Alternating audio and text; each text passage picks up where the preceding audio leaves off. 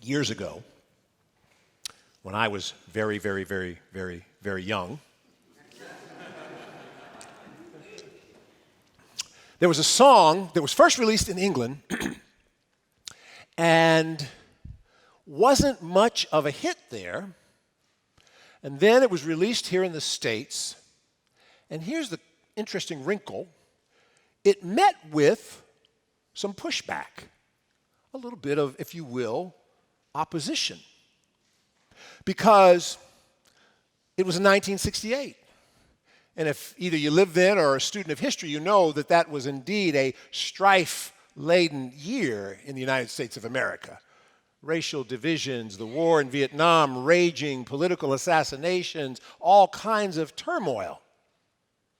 And here comes Louis Armstrong singing, I see trees of green, red roses too. I see them bloom for me and you. And I think to myself, what a wonderful world.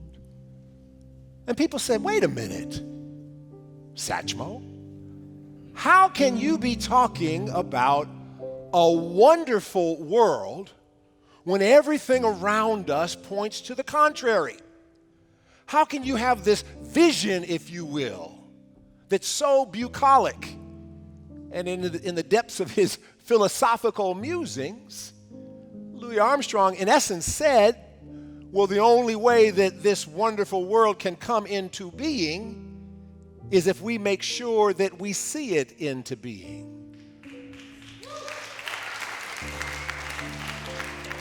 So maybe that's where we need to begin with an understanding this morning of this audacious vision that Isaiah puts in front of us. You know, the Spirit of the Lord has caused us to now have to bring good news to the oppressed and to bind up the brokenhearted and to proclaim liberty to the captives. How can we lay claim to a vision like this when everything around us seems to be the opposite? Julie and I lived in Texas for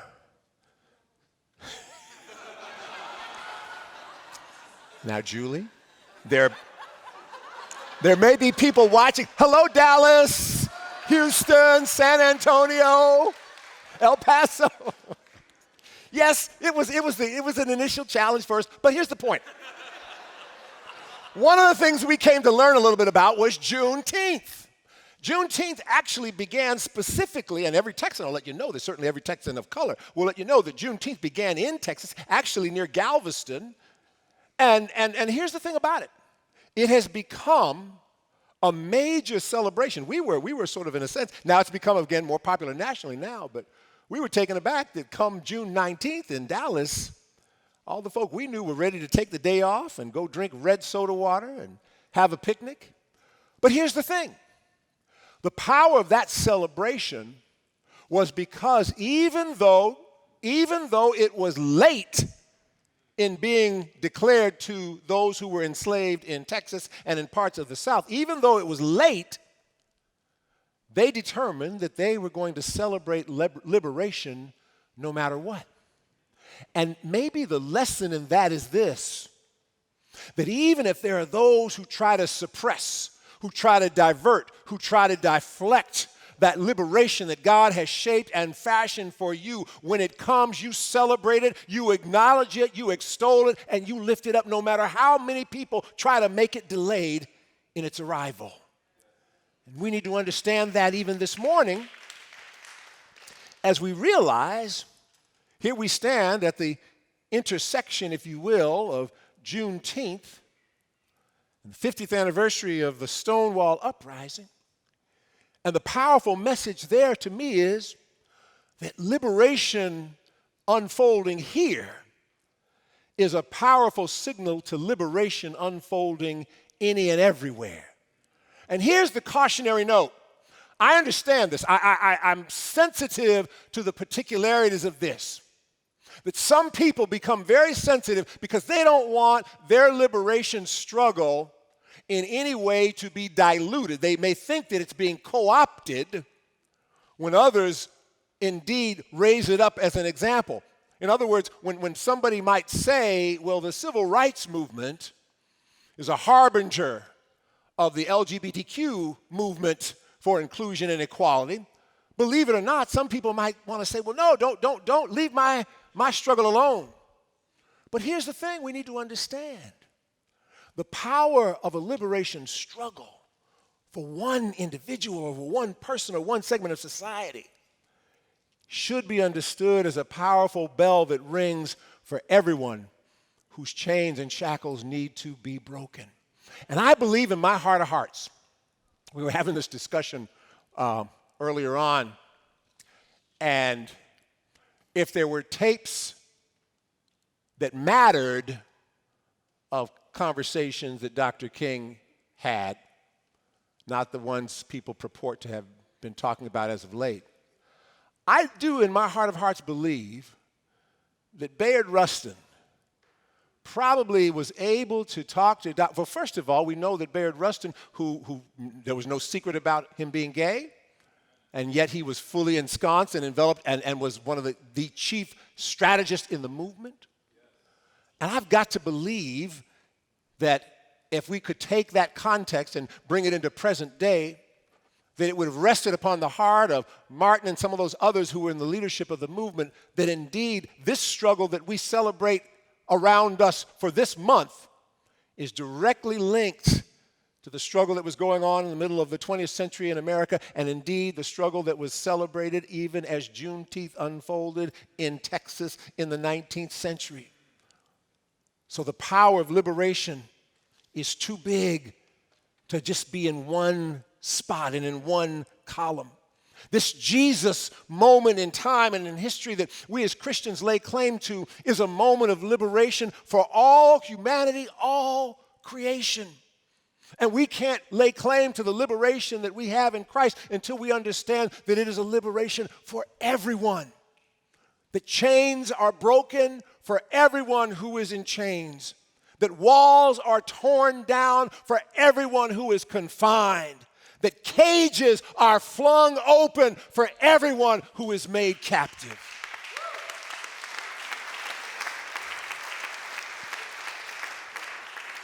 Now, I'm glad that there are people who were marching, who were struggling decades ago, who maybe couldn't have even registered in their minds. Maybe for them, 50, 60, 70 years ago, it might have been divide by zero to understand that there would be a Pride Month, that there would be Pride celebrations. But at the same time, I've got to trust that they would understand that their struggle has become this struggle, and this struggle will inform struggles yet to come.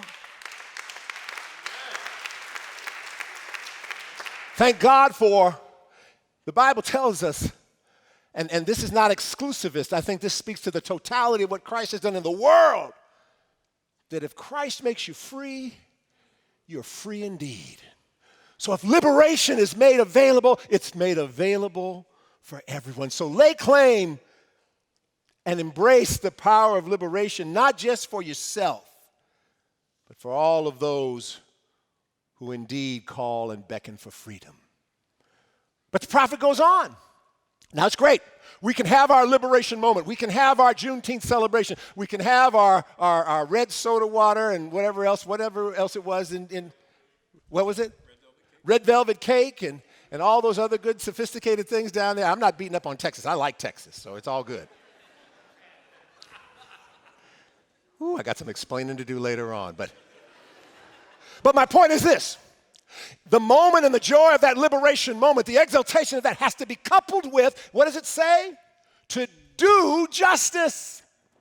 There are verbs attached to the reality of justice in the world. It means we are called to the work of doing justice.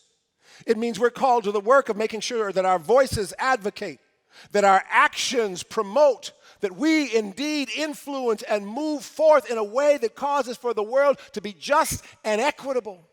To do justice. It's hard. I know it is. I know some of the work that we're called to do sometimes taxes our very energy. I know sometimes we think to ourselves, do I have to get on another bus and go to another demonstration? Do I have to make my way into another place and declare, yes, because the work is still called for to be done. I know some of Middle was just down in D.C. this past week with our beloved friend William Barber and declaring for the fact that poor people call for justice. We need to understand that the work of justice, whether it's for those who are poor, those who are formerly incarcerated, those who are incarcerated, those who are economically disenfranchised, wherever it might be, that's the work that accompanies the vision. So understand this morning that while we celebrate being able to extol in our liberation, we've got to do the work. And Middle, you do it so well. You understand how that work has to unfold in so many ways and in so many places, and how our voices need to be persistent and consistent in so many platforms. But nevertheless, it is work.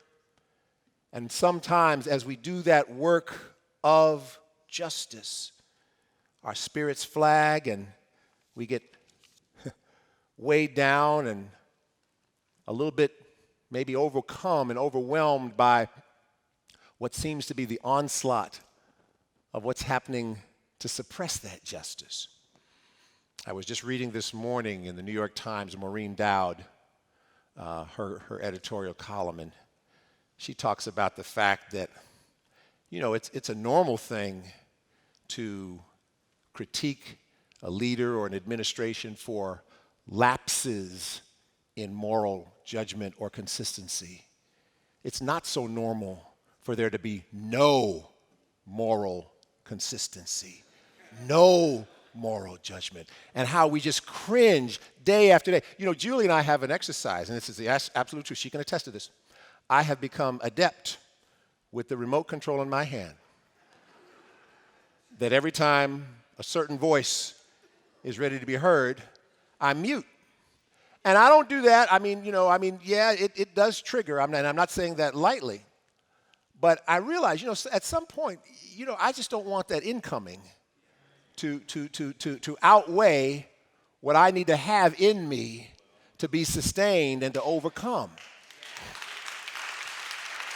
So, that brings me to this point. Instead of letting all that negativity taint and tinge and dilute and pollute my being, I realized then, and this is what Isaiah is saying in this declaration, that we've got to make space for joy. We have to understand, yes, this work is hard and this work is difficult, but we also have to understand that the way we're sustained in this work is to be able to have a joy that, yes, often confounds those who would oppress us. What are you doing over there singing and being so happy? How is it that you can have a moment of exaltation when I'm trying my best to cut you down? And don't you know there's an old saying that I remember from way back in my youth days, the world didn't give it to me, and the world can't take it away. You can't define for me the measure of joy that I have by the way you try to curtail it, because joy in me is authored by a God who is the author of joy, whose faithfulness is unwavering, and whose presence is certain and sure in my life. And it's important for us to realize, especially when the work is difficult, especially when the work sometimes overwhelms us, that we have a right to be joyful in this measure and in this moment. We have a right indeed to give God the praise that God is due. We have a right to exalt God's presence in our lives and in the world, because, yes, as Charles Albert Tindley said, wickedness a while may reign, and Satan's power, yes, may seem to gain, but there is a God who rules above with a hand of power and a heart of love. I'm here to tell you that your joy can outlast any turpitude, any kind of chicanery, any kind of ugliness that seems to surround us right now. So become expert in declaring the joy that God has given us. Become expert in being a community. Indeed, think about it. Jesus says this. He says, this is my suggestion. No, wait a minute. This is my advice. No, this is my commandment, that you love one another, that your joy may be full. You see the formula there, Middle? That we are indeed able, if we are what we call ourselves to be, that community of love, where love is love is love is love, if we extol that and exercise that and exchange that amongst ourselves, the outgrowth of that ought to be what is promised to us. And that is a joy that declares our presence and our persistence in the world. Don't you understand that some of those who came before us endured and made it through, not because they were naive, not because they were unrealistic about the circumstances around them, but because they knew how to take a moment in the midst of what otherwise seemed to be overwhelming circumstances and give unto God the joy and the praise that God is worthy of receiving. You ought to become expert at declaring your joy, because that's what will sustain you. That's what will carry us through. So indeed, extol that liberation moment. Do the work of justice. And yes, be wrapped up in the gift of joy. And then the vision shall become true. I see trees of green, red roses too. I see them bloom for me and you. And I think to myself, what a wonderful world. I see skies of blue and clouds of white, the bright blessed day, the dark sacred night. And I think to myself, what a wonderful world. The colors of the rainbow, so pretty in the sky, are also on the faces of people passing by. I see friends shaking hands, saying, how do you do? They're really saying, I love you. I hear babies crying. I watch them grow. They'll learn much more than I'll ever know. And I think to myself, what a wonderful world.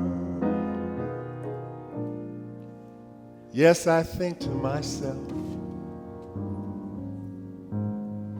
what a wonderful world.